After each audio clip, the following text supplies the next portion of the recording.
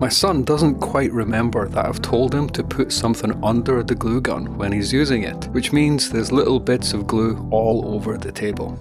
These bits of glue are very difficult to remove from the wooden surface. I end up scraping them off and sometimes damaging the tabletop.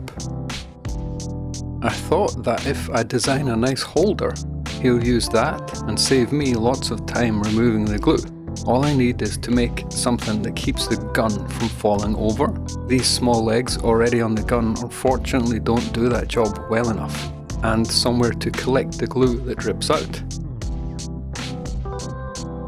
I put way too much time into the modelling of the glue gun for reference. My idea was for a perfect model of the gun which would enable me to make a perfect holder for it, or so I thought. I took photos of the glue gun from 3 views and used these to spend a little too much time on modelling. After a long while, I was still not quite happy with the gun model, so I tried an app called Kiri Engine. Hundreds of photos and some free credits later, I downloaded a more accurate model of the gun. I thought this would save me time and give me what I needed. However, I spent way too much time again trying to perfect the mesh. I thought that scanning one side of the gun would be enough and I could just mirror it for the other side. Turns out that was a lot more difficult in reality since I didn't know where the center line was. So I ended up guessing how they went together, which was what I was trying to avoid in the first place.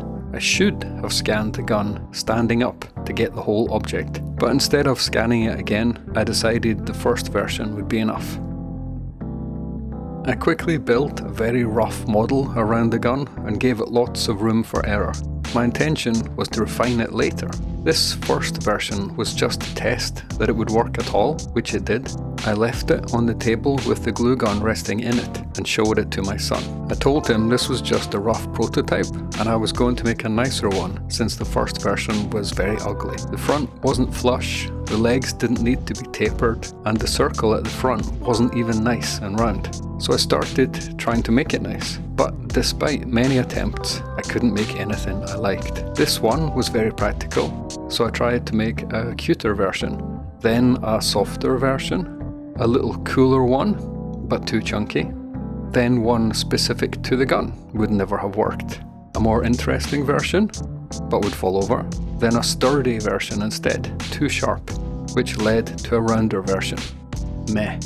When I went back to the first version to investigate it, I realised that the holder was actually better the looser it was. Being able to almost throw the gun into the holder meant that it was a lot easier to use. I noticed that all the time I spent on trying to improve the design, my son was actually using the first version. I saw how much time it would take to print out all these better ones, test them, refine them, and the first version was already getting used. So I guess if it works, it works. Sometimes the quickest, roughest, ugliest solution to a problem might actually be the best.